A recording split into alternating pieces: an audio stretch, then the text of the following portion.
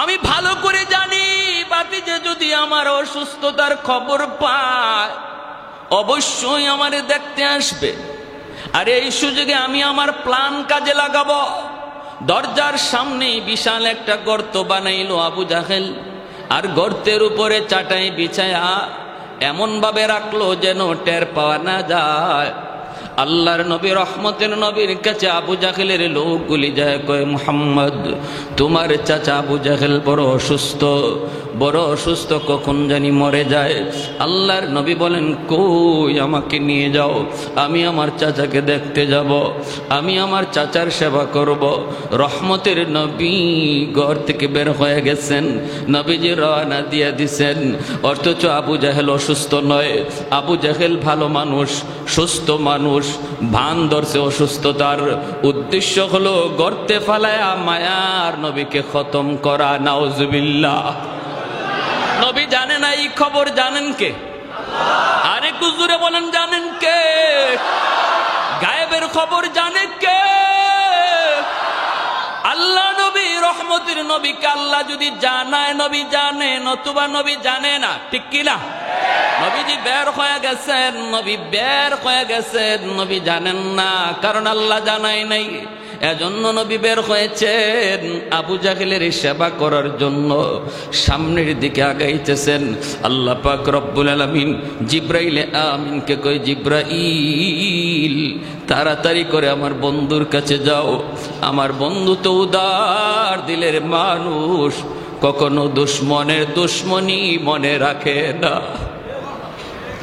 আমার বন্ধু তো উদার দিলের মানুষ, কারণ আমার বন্ধুকে তো আমি রহমত বানায় পাঠাইছি। দুশ্মনের দুশ্মনী আমার বন্ধু ইয়াদ রাখে না। আর কিছুক্ষণ গেলেই তো আমার বন্ধু গর্তে পড়ে যাবে।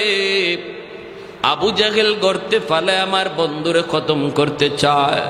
জিব্রাইল তাড়াতাড়ি করে যাও, কারণ আমি আল্লাহ বদর যুদ্ধের পরে বন্ধুর বডিগার্ড সব বিদায় দিয়া আমি আল্লাহ নিজে তার পাহারাদার হয়ে গেছি। নবীজির পাহারাদার কে? আর একটু জোরে বলেন কে? আল্লাহু ইয়াসিমুকা মিনান নাস। আল্লাহ বলেন, বন্ধু কোনো পাহারাদার লাগবে না, আজ থেকে আমি আল্লাহ পাহারাদার। সুবহানাল্লাহ। আজ থেকে আমি আল্লাহ তোমার পাহারাদার। মায়ার নবী, দয়ার নবী, রহমতের নবী হাঁটতেছেন, অল্প কয়েকটা কদম দিলেই নবীজি গর্তে পড়ে যাবেন। হঠাৎ করে জিব্রাইল আমিন হাজির। আবু জাহেলের বন্ধুগুলি এরা দেখে না, নবী তো দেখেছেন। নবীর কানে কানে এসে জিব্রাইল কয়, নবী গো আর সামনে কদম দিয়েন না। আল্লাহু আকবার। যেখানে আছেন থেমে যান, থেমে যান। আবু জাহেল অসুস্থ নয় গো নবী। আল্লাহ নবী বলতেছেন, কও কি জিব্রাইল? বলে হা।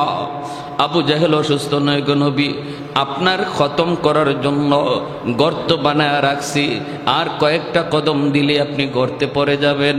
অসুস্থ মানুষের ভান ধরে বিছানায় পড়ে আছে।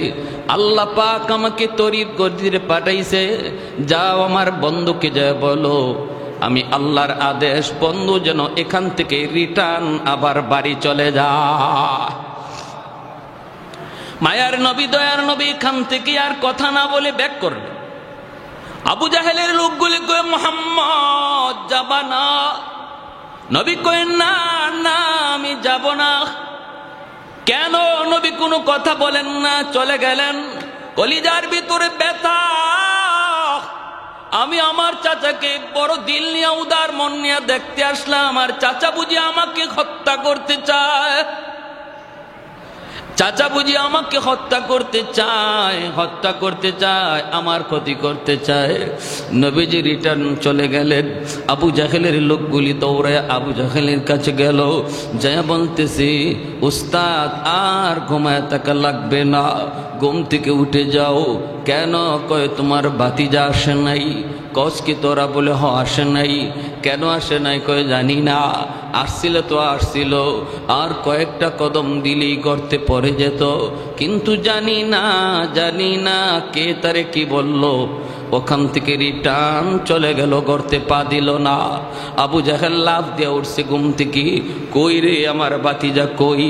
কই আবু জাহেল দৌড় দিছে, দৌড় দিতে যাইয়া নিজেরই খবর নাই গর্ত বানায় রাখছে, নিজের গর্তে নিজেই যাইয়া দপাস করা পড়ছে। কার জন্য কি বানাও? হ্যাঁ, অন্যের ক্ষতি করার জন্য যে যা করো এই ক্ষতিতে নিজেরই পড়া লাগে, ঠিক কিনা? আল্লাহ নবীকে যে গর্তে ফালাইয়া হত্যা করতে চেয়েছিল, এই গর্তে নবী পড়লেন না, যে বানাইছিল হে নিজেই পড়ল, ঠিক কিনা? তাহলে আমরাও কি মানুষের ক্ষতির জন্য কোনো ফাঁদ বানাবো? মনে রাখবেন, ভালো করে ইয়াদ রাখবেন, চিরন্তন সত্য, যে যার জন্য ফাঁদ বানাইবা এটা তার জন্য না, নিজের জন্যই বানাও, এটা নিজের জন্যই বানাও। আল্লাহ নবী তার হাদিস শরীফে বলেন, যে মানুষটা মানুষের মন্দ গায়, মানুষের দুশ্চর্চা করে, আল্লাহ তার এই দোষে দোষী না বানাইয়া তার মরণই দিবে না। তুমি যার দুশ্চর্চা করো এই দোষে তোমারে দোষী না বানাইয়া আল্লাহ তোমার মৌত দিবে না। কত বড় কঠিন কথা। অতএব সাবধান, মানুষের দুশ্চর্চা, মানুষের ক্ষতি করার চিন্তা জেহেন থেকে, ব্রেন থেকে সরাও, কারণ এই ক্ষতিটা নিজের কপালেই থাকে, দুদিন পর আর আগে এটা আমার জন্যই ধার্য থাকবে। আল্লাহ নবী তো চলে গেলেন, আবু জাহেল দৌড় দিল ভাতিজা কইয়া, নিজেরই হুঁশ নাই, গর্তে পড়ে গেল। গর্তে পড়া মাত্রই আল্লাহ পাক গর্তকে নির্দেশ করে, এরে গর্ত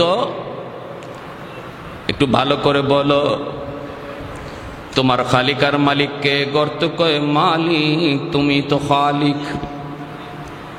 জানোনি তোমার পেটে কে পড়ছে? আমার দুশ্মন, আমার বন্ধুর দুশ্মন। তুমি যতটুকু গভীর ছিলা, দুশ্মন লইয়া আরো গভীর হয়ে যাও। হুকুম মানবে কার? কার হুকুম মানবে? আল্লাহর হুকুম। মুসা নবী পার হয়ে গেলেন ঠিকই, ফেরাউন দলবল লইয়া নদীর মাঝখানে গেল। আল্লাহ বলে, এরে নীল দরিয়ার পানি, বলতো দেখি কার হুকুমে চলো? আল্লাহ তোমার হুকুমে।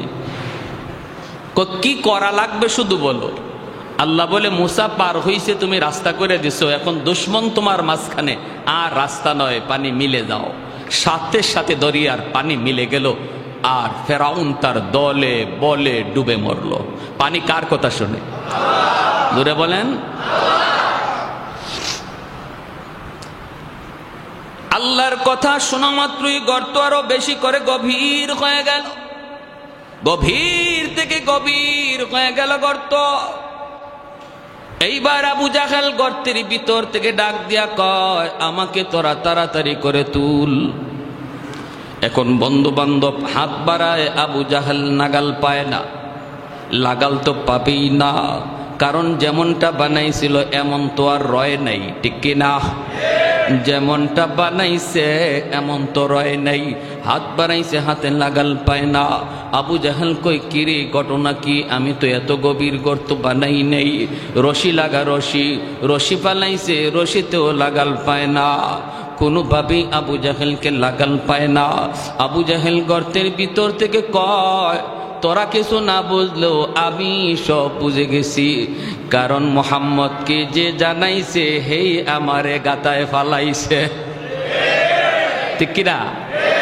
মুহাম্মদকে যিনি জানাইছে তিনি আমারে ফালাইছে। অতএব যদি বাঁচতে হয়, উঠতে হয়, তাড়াতাড়ি করে আমার বাতিজা মুহাম্মদের কাছে যাও। আমি এত গভীর গর্ত বানাই নেই, মুহাম্মদ ছাড়া আমাকে কেউ তুলতে পারবা না।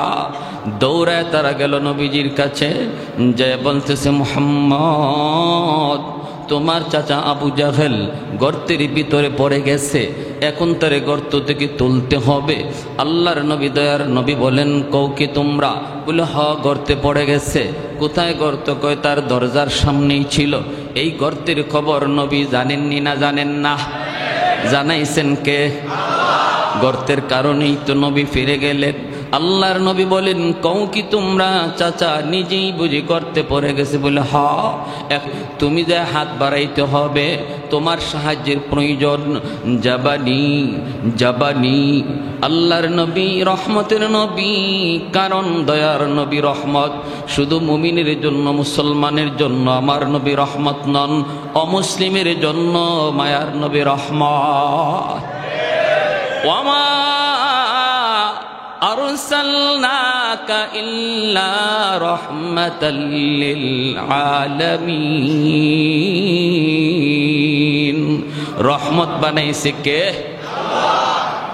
আল্লাহ নবী রহমতের নবী বলেন, চলো আমাকে নিয়ে চলো।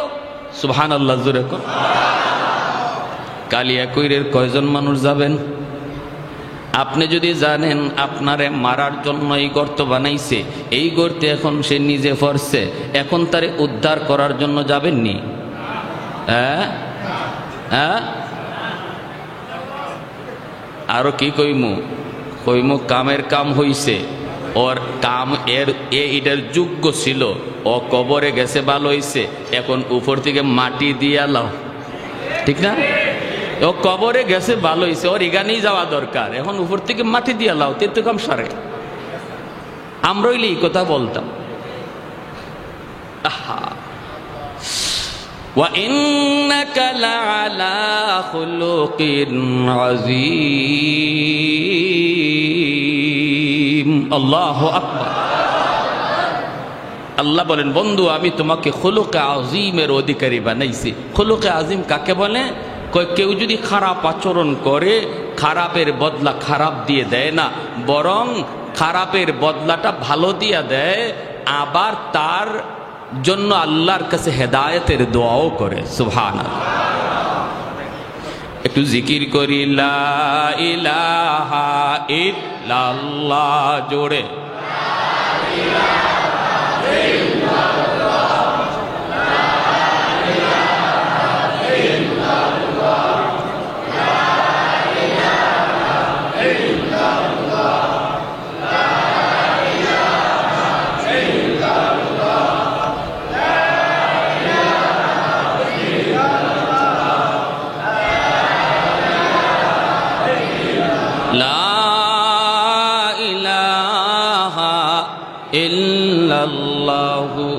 মুহাম্মাদুর রাসূলুল্লাহ। জোরে সুরে বলি সাল্লাল্লাহু আলাইহি ওয়াসাল্লাম। লাউ কানা মূসা হাইয়ান লাত্তাবা'নি। নবী বলেন, উম্মতের দল, আজ যদি মূসা নবী দুনিয়ায় থাকতেন, আমি নবীকে তিনি ফলো করতেন। নবী বলেন, যদি আজকে আগেকার নবীও দুনিয়ায় থাকতো, নবীও আমি নবীকে ফলো করত। অথচ আজকে মুসলমান, তুমি আজকে ইহুদিদের ফলো করো। ইহুদিরা যেই নবীর নবী মানে, আমার নবী বলেন এই নবী থাকলেও তোমার আমার নবীকে ফলো করে চলতো। সুবহানাল্লাহ।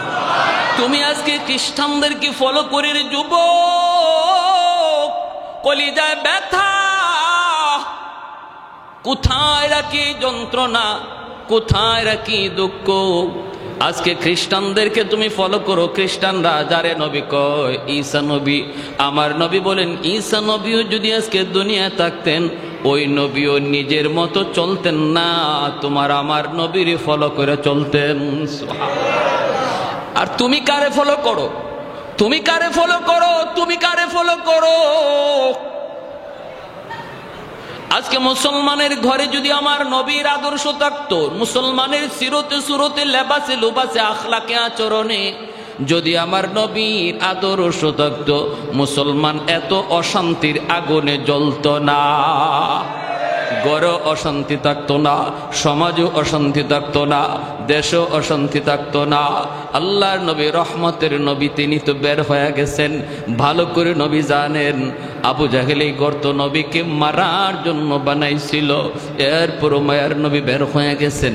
নবীজি চলতেছেন চলতেছেন, আল্লাহ বাধা দেয় না, আল্লাহ পাক রব্বুল আলামিন বাধা দেয় না, কারণ আল্লাহ তো নবীকে রহমত বানায় পাঠাইছেন। নবীজি গর্তের কিনারে আইসা আবু জাহেলকে ডাক দিলেন, চাচা খবর কি?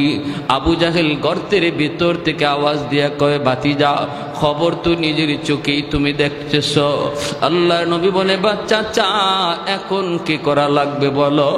আবু জাহেল কয়, ভাতিজা বিশ্বাস কর ভাতিজা, আমি তোমাকে মারার জন্য এত গভীর গর্ত বানাই নেই, এত গভীর বানাইছি না। এখন আমি পড়ার পরে যদ্দূর বসতেছি গভীর, এ ভাতিজা আমি সব বুঝে গেছি, কে তোমারে সব জানাইছে, কে আমাকে গভীরে ফালাইছে। ভাতিজারে আমার বিশ্বাস হয়ে গেছে, মুই ফালাইও তুলতে পারবে না, রশি লাগাইও তুলতে পারবে না। তুমি যদি তোমার হাত না বাড়াও আমাকে তুলবার ক্ষমতা কারো নাই। আল্লাহর নবী রহমতের নবী বলেন, চাচা এত দূর যখন বুঝলেন বাকিটা বুঝেন না কেন? এত দূর তো বুঝলেন, বাকিটাও বুঝেন। আবু জাহেল কয়, আগে তুলো এরপরে সব বুঝবো। নবী কয়, না, জীবনে বহু কথা এমন কইছো, বহু কথা কইছো। আল্লাহ নবী গেছেন, আবু জাহেল হাতের মধ্যে কঙ্কর নিয়ে আসছে, হাতের মুঠির মধ্যে পাথরের টুকরা নিয়ে কয়, মোহাম্মদ কত আমার হাতে কি আছে, যদি বলতে পারো আমি তোমাকে নবী মানবো। নবী কয়, আমি যে নবী এই কথাটা আমি বলবো না, তোমার হাতে যা আছে এটাই যদি আমি আমারে নবী কয় তাহলে বিশ্বাস করুনি। করি মানে 100%। কও কি তুমি? আবু জাহেলের কথা হলো, আমার হাতের ভিতরে হলো পাথরের কণা, এই পাথরের কণায় আবার কেমনে কথা বলবে? যেই মাত্র নবী কইছে তোমার হাতে যা আছে এগুলাই যদি আমারে নবী কয় মানো, কয় মানি, সাথে সাথে পাথরের কণার জবান আল্লাহ খুলে দিলেন। আমার বাইরা বন্ধুরা, যুবক, সাথে সাথে পাথরের কণার জবান খুলে গেল। আশহাদু আল্লা ইলাহা ইল্লাল্লাহ ওয়া আশহাদু আন্না মুহাম্মাদার রাসূলুল্লাহ। আল্লাহু আকবার। কালেমার আওয়াজ বের হয়ে গেল হাতের ভিতর থেকে, পাথরের কোণা থেকে আওয়াজ বের হয়ে গেল, আল্লাহ আমার এক, নবী আমার মুহাম্মাদুর রাসূলুল্লাহ। সাথে সাথে আবু জাহেল কয় কি হায় হায়, আমার কাছে যেটা আছে এটাও দিয়ে মুহাম্মদের কথা কয়, আমারে কয় না। হাত থেকে এইভাবে উঁচু করে দূরে নিক্ষেপ করে ফেলা দেয় আর কয়, মুহাম্মদ তুমি এত বড় জাদুকর, নাউজুবিল্লাহ, জোরে কর, তুমি এত বড় জাদুকর, আমার হাতের মধ্যেও তুমি জাদু চালায় দিতে পারলা, জাদু চালায় দিতে পারলা। ওরে মুহাম্মদ, তোমার জাদু চলে জমিনে, এবার তুমি দেখে একটু পারো তো আসমানে তুমি কিছু দেখাইতে পারো কিনা? কারণ যদি জাদু হয় শুধু জমিনে চলে, আসমানে জাদু চলে না, এটা নিয়ে তুমি কিছু পারো দেখাও, তাহলে আমি কালেমা পড়ে মুসলমান হয়ে যাব। আল্লাহর নবী বলেন, চাচা যান, চাঁদের উপরও যদি আমার কৃতিত্ব চলে, আমার পাওয়ার চলে, আমার ক্ষমতা চলে, তবে কি তুমি মানবা? কয় অবশ্যই, কারণ চাঁদ নিয়া জাদু করার ক্ষমতা কারো নাই। সাথে সাথে দয়ার নবী, মায়ার নবী কয়, মালিক চাঁদের উপরে ওরা দেখতে চায় আমার মুজিজা। আল্লাহ বলে, বন্ধু শাহাদত আঙ্গুল দিয়া চাঁদকে ইশারা করো, ইশারা করা তোমার কাম, আর চাঁদকে দ্বিখণ্ডিত করে দেওয়া আমি আল্লাহর কাম। মুহূর্তের ভিতরে চাঁদ দ্বিখণ্ডিত হয়ে গেল। এত কিছু দেখার পরও আবু জাহেলের কপালে হেদায়াত নাই রে যুবক, হেদায়েত নাই, হেদায়েত নাই। আমাদের সমাজেও কিছু মানুষ আছে, এমন কিছু যুবক আছে, উলামায়ে কেরাম কত করে বুঝায়, দাওয়াত ও তাবলীগ ওয়ালারা তারে কত করে বুঝায়, এরপরও বুঝ মানে না, বুঝ মানে না। কত সুযোগ পাইলো, এরপরও সুযোগ কাজে লাগে না রে যুবক। এর নাম হলো কপাল বোরা। খাতামাল্লাহু আলা কুলুবিহিম ওয়া আলা সামঈহিম ওয়া আলা আবসারিহিম গিশাওয়া। না না, এমনটা হওয়া যাবে না। ভাইরের নাম কপাল পোড়া আবু জাহেল, হেদায়েত কপালে নাই। নবী বলেন চাচা যান, না না এমন কথা বললে হবে না, ওটার পরে তুমি কালেমা পড়বা, গ্যারান্টি কি? ওখান থেকে তুমি কালেমা পড়ো। আবু জাহেল কই বাতিজা বিশ্বাস করো, অতীতের সব কথা তুমি ভুলে যাও রে বাবা, এইবার কথা দিছি আমি তো এমনি বৃদ্ধ হয়ে গেছি, এক পা তো এমনি কবরে চলে গেছি, শেষবারের মতো আমার কথাটা বিশ্বাস করো, আমাকে তুমি একটু উপরে তুইলা দেখো। মায়ার নবী দয়ার নবী আবু জাহেলের এই কথার উপরে বিশ্বাস করে নবী আমার রহমতের হাত বাড়ায়া দিছেন। সুবহানাল্লাহ। নবী আমার তার রহমতের হাত বাড়ায়া দেওয়া মাত্রই আল্লাহ পাক রব্বুল আলামিন কয়, এরে গর্ত একটু তাকা দেখ, তোর দিকে আমার বন্ধুর রহমতের হাত চলে এসেছে। আল্লাহু আকবার। যে নবীর হাতের ইশারায় চাঁদ দ্বিখণ্ডিত হয়, সুবহানাল্লাহ। আমার বন্ধুর হাতের এত দাম, এত দাম, যেখানে বন্ধুর হাত লাগে সেখানে বরকত চলে আসে। আল্লাহু আকবার। জোরে বলেন। নবীজির হাত লাগা মাত্রই বরকত চলে আসি। আল্লাহর নবী রহমতের নবী যায় বলেন, যাবের খানা আছে 4 জনের 5 জনের, মেহমান হয়েছে 1500, টেনশন করুন আরে যাবে, আমি নবী তোমার বাড়িতে আজকে মেহমান, আমার সাহাবেরও তোমার বাড়িতে মেহমান, খানা হলো তোমার পাতিলে মাত্র 4 জনের 5 জনের, মেহমান হলাম আমরা 1500, কোনো টেনশন নাই, পাতিলের বাক্সটা আমার সামনে হাজির করো। কোথায় তোমার গোশতের পাতিল, কোথায় তোমার রুটির পাতিল? মায়ার নবী দয়ার নবী হাত মোবারকের মধ্যে একটু লব মোবারক লাগাইয়া গোশতের পাতিলে লাগাইয়া ডাকনাটা নবী দিয়া বলে, যাবের শুধু গোশত নিবা নিবা, কখনো ডাকনা সরায় না। আল্লাহু আকবার। এ গর্ত আমার বন্ধুর হাতের এত দাম, এত দাম। রদ্দে শামস নামক কিতাবের ভিতরে লিখেন, তাবুক যুদ্ধ থেকে ফিরে আসার পথে আল্লাহ নবী বিশ্রাম নিতেছেন, আলী রাদিয়াল্লাহু তাআলা আনহুর উরুতের যুবক মায়ার নবী আলীর উরুতে ঘুমাইতেছেন।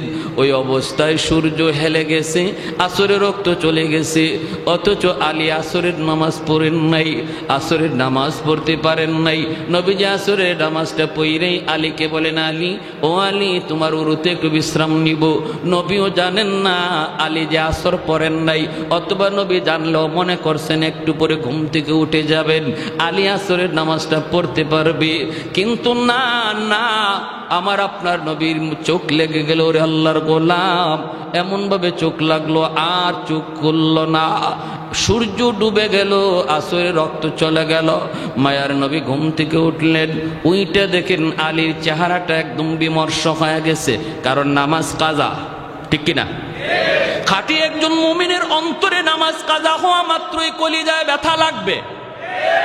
বুঝা গেল তার কলিজার ভিতরে নামাজের প্রতি মহব্বত ইমানের আলামত।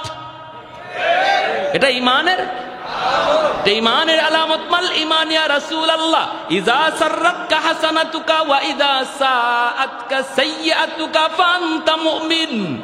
আল্লাহ নবী ইমানের স্কেল বলে দিলেন। সাহাবী জিজ্ঞেস করে, নবী গো ঈমান কাকে বলে, কাকে বলে, কাকে বলে?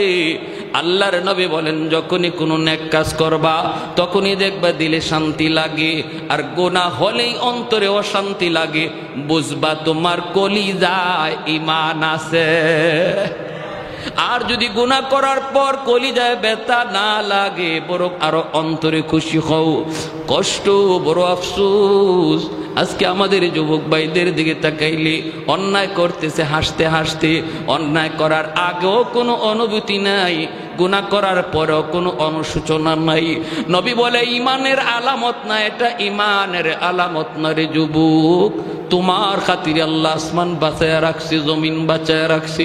রব্বুল আলামিন কয়ে রে জমিন থাম থাম, জমিনে যেই পরিমাণ গুনাহ হয় এই হারে যদি জমিনে গজব আসতো বহু আগেই জমিন ধ্বংস হয়ে যাইত। কিন্তু এরপরও আমি আল্লাহ কেন জমিন ধ্বংস করি না জাননি?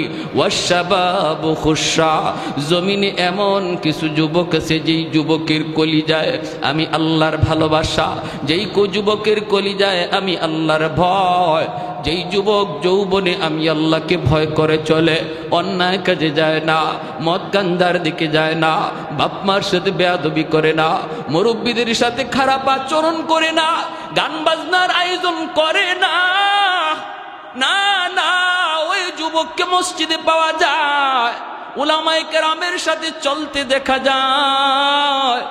অথচ যৌবনের চাহিদা ছিল তার গুনার দিকে দৌড়ানো, সেই পাগলা গোরার লাগাম টেনে ধরছে। রব্বুল আলামিন বলে ফেরেশতারা শুন শুন, ওই যুবকের কলিজার দিকে যখন আমি আল্লাহ তাকাই তখন এই জমিনের প্রতি আমার মায়া লেগে যায়।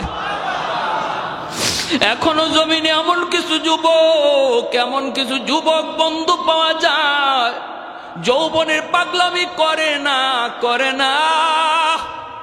যৌবনে দাওয়াত ও তাবলীগের সময় লাগায়, হালাল ব্যবসা করে, না না হারাম প্রেম ভালোবাসার দিকে যায় না। এ যুবক, তোমার কি একটুও কলিজাটা নরম হয় না রে যুবক? যে মালিক তোমাকে আমারে বানাইছে ওই খালিক আর ওই মালিক বলে, যুবক আমি তোমার দিকে তাকায়া জমিন টিকায় রাখছি। ভাইরা আমার, আলী রাদিয়াল্লাহু তাআলা আনহুর চেহারা বিবর্ণ হয়ে গেল। আল্লাহ নবী বলে, আলী তুমি কি আসরের নামাজ পড়ো নাই? আলী বলেন, ইয়া রাসূলুল্লাহ নামাজ পড়তে পারি নাই। নবী বলে, কেন আমাকে তুমি ডাক দিলা না কেন, জাগাইলা না কেন?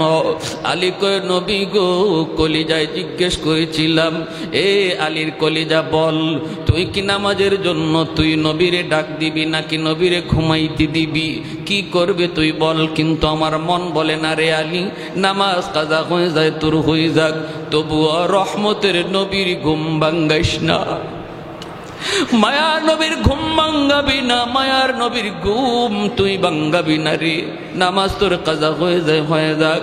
এই কথা বলতেই আল্লাহ নবী হাত উঠায় দিছে আসমানের মালিকের দিকে।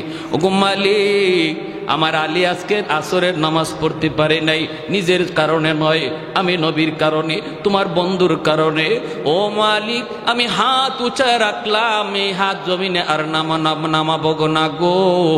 ডুবন্ত সূর্য আবার তুমি আকাশে উঠায় দাও, যেন আলী আসরের নামাজ ঠিক টাইমে পড়তে পারে। রদ্দুশ শামস নামক কিতাবের ভিতরে লিখেন, নবীর হাত এখনো নামান নাই, ওই হাত উপরে থাকতে থাকতে মালিক সূর্যকে ডাক দেয়, সূর্য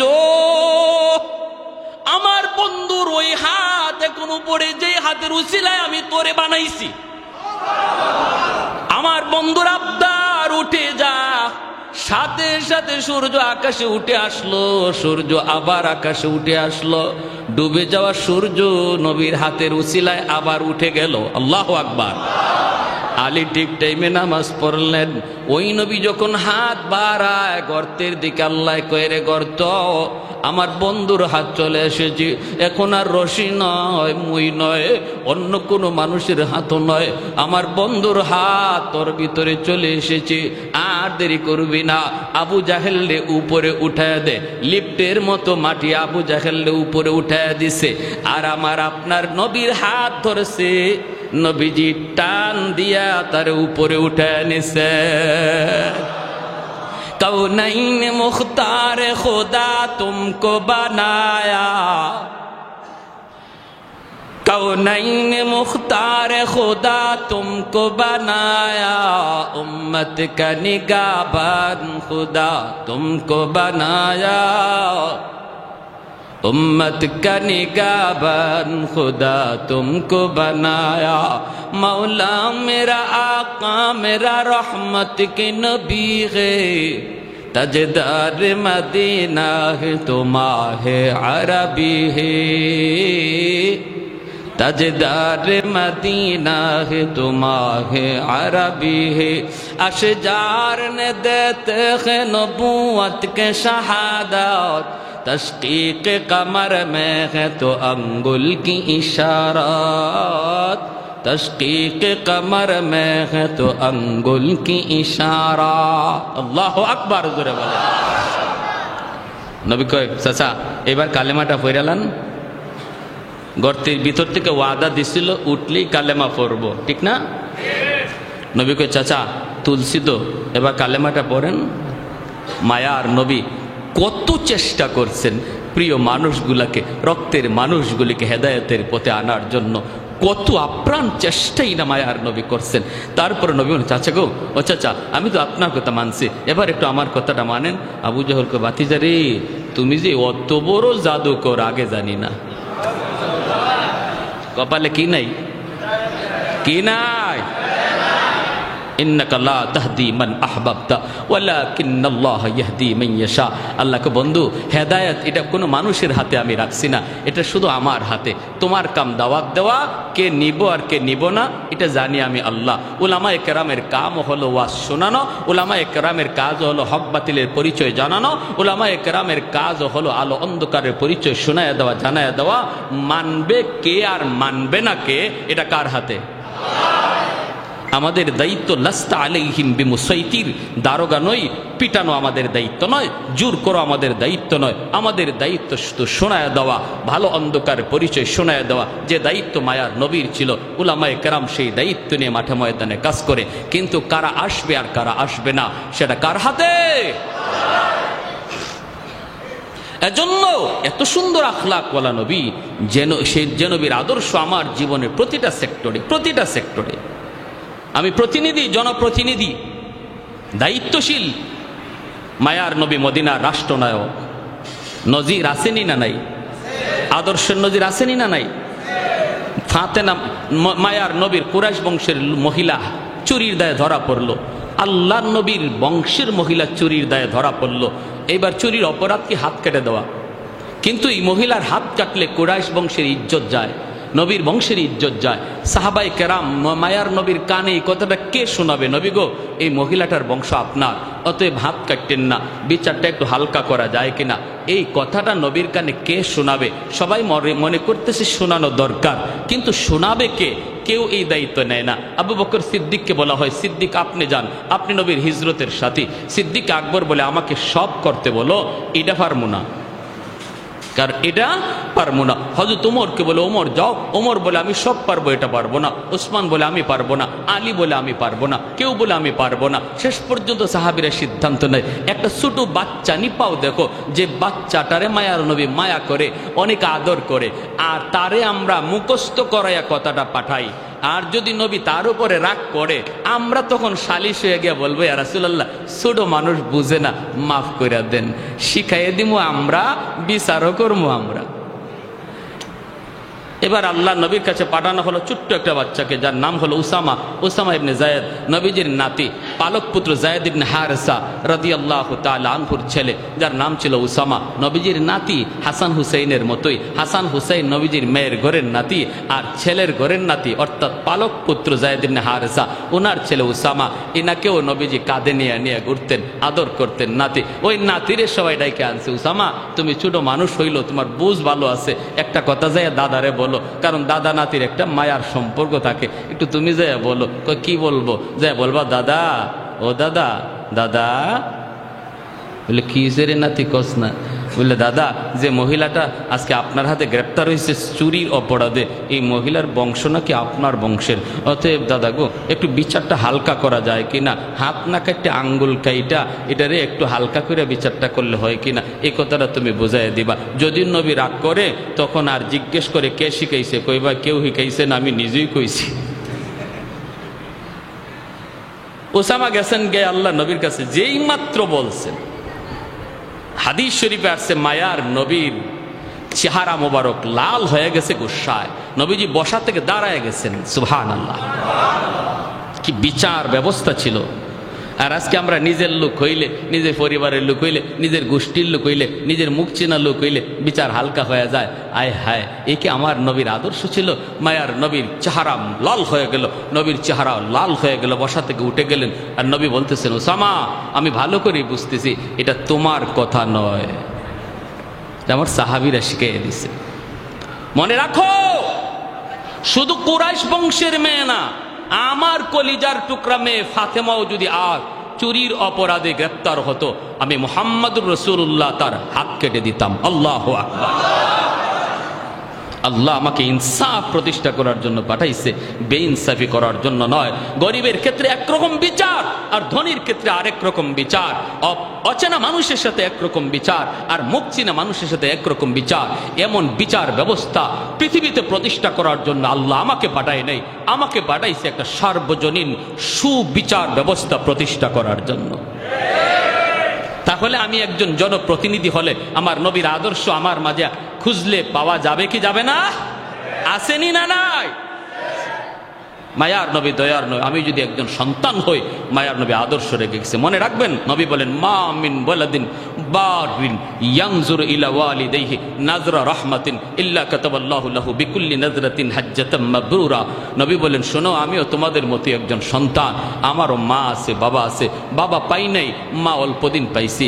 উম্মতেরা শোনো, মায়ার নজরে, মায়ার নজরে শুধু বাপ মার চেহারার দিকে তাকায় রইছো তুমি, কোনো কথা না, শুধু একটু মায়ার নজরে তাকাইছো, আল্লাহ তোমার ওই নজরে নজরে কবুল হজের সওয়াব দান করবে। যে নবী জীবনে মিথ্যা বলেন নাই, ওই নবী বলে একজন সন্তান প্রতিদিন একটা কবুল হজ, প্রতিদিন অসংখ্য কবুল হজ তার আমল নামায় জমা করার সুযোগ রয়েছে। হাসরের মাঠে দেখবে তার আমল নামায় হজ, বলবে, মালিক আমি দুনিয়ায় হজই তো করি নাই, এতগুলা হজ আসলো কোত্থেকে? আল্লাহ এটা আমার আমল নামা না, এটা অন্য কারো আমল নামা। মালিক তোমার ফেরেশতারা ভুল করে কারো আমল নামা আমাকে দিয়ে দিছে, আমারটা জানি কার কাছে দিয়ে দিছে। আল্লাহ বলবেন, কও কি তুমি? বলে, হো, তোমার ফেরেশতারা ভুল করছে, এটা আমার না। আল্লাহ বলবে, আমার ফেরেশতারা ভুল করে না। কেমনে তুমি কও ভুল? আল্লাহ আমি জীবনে হজই করি নাই, অথচ আমার আমল নামা দেখা যায় 1000 2000 হজ। যে বাপমার দিকে বেশি বেশি তাকাইছে তার জীবনে লক্ষ হজ, আমল নামায় লক্ষ হজ। আল্লাহ এটা আমার আমল নামা নয়, ফেরেশতারা ভুল করছে।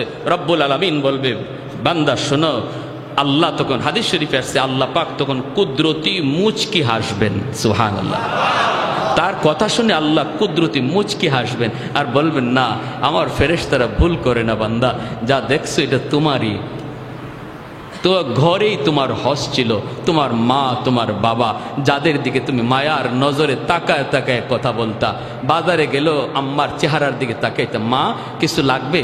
বাজারে যাইতেছি। আব্বা তোমার ওষুধ আছে না শেষ? বাজারে যাইতেছি। এই এতটুকু মার চেহারার দিকে তাকায় গেছে আর আইছে, কথা বলতেই বাপমার চেহারার দিকে তাকায় তাকায় কথা বলছে। বান্দা, এতটুকু আমল যে তোমার দুনিয়াতে ছিল, ওই প্রতিটা চাওয়াকে আমি আল্লাহ কবুল হজ বানায়া তোমার আমল নামায় উঠাইয়া দিছি। তাহলে আমি একজন বাবা হলে, আমিও একজন সন্তান হলে, আমার মায়ার নবী সন্তান হিসাবে আদর্শ আমার জন্য রেখে গেছেন কিনা? আসেনি না নাই? আল্লাহ আমাদেরকে সহি বুঝদান করুন, আমরা কোন পথে চলতেছি। আজকে আমার সেলিম আজাদ ভাই আলহামদুলিল্লাহ একজন বাবার সুসন্তান, নেক সন্তান। উলামায়ে কেরামের সাথে থাকার সুবাদে আল্লাহ পাক দিনের বুঝ দিয়া রাখছেন। বুঝেন বাপমার জন্য কি করতে হবে, কোনটা চাইতে হবে, কিভাবে আল্লাহর কাছে চাইলে আল্লাহ পাক সেটা কবুল করে, এগুলো বুঝেন। ওলামায়ে কেরামের সাথে থাকার কারণে আমরা ওলামায়ে কেরামের সাথে সময় দেব, তাদের কাছ থেকে দিনের পথগুলো বুঝে নিব। কারণ আমার সর্বক্ষেত্রে আমার নবীর আদর্শ রয়েছে, যে আদর্শের দ্বারা আমার গোটা জীবনটারে আমি এবাদতের ভিতরে ঢুকাইতে পারি, গোটা জীবনটারে এবাদতে ঢুকাইতে পারি। প্যারে হাজিরিন, আসুন আমরা সবাই প্রত্যেকে মায়ার নবীর প্রতিটা আদর্শকে, আমি যে সেক্টরে আছি এই সেক্টরে আমার নবীর আদর্শটা কি, এটা আলেমদের কাছে যাইয়া বুঝি, জানি, আমল করি। পারবো না ইনশাল্লাহ? ব্যবসায়ী ভাইরা এখানে আছেন, ব্যবসার ক্ষেত্রে আমার নবীর আদর্শ আছে, আলেমদের কাছে যান, বুঝেন, সেভাবে ব্যবসা করেন। আপনার ব্যবসাটাও নফল নামাজের ভিতরে আল্লাহ ঢুকাইয়া দিবে, নফল নামাজের ভিতরে আল্লাহ ঢুকাইয়া দিবে। মেম্বার হয়েছেন, চেয়ারম্যান হয়েছেন, আমার নবীর আদর্শকে ফলো করেন, চেয়ারম্যান এটা ইবাদত হয়ে যাবে, মেম্বার এটা ইবাদত হয়ে যাবে। আল্লাহ পাক গোটা জিন্দিগিটারে বন্দিগি বানিয়ে দিবে। আল্লাহ আমাদের সবাইকে কথাগুলো মানার এবং বুঝার আমল করার তৌফিক আল্লাহ দান করুন। ওয়া আখির দাওয়ানা আনিল হামদুলিল্লাহ।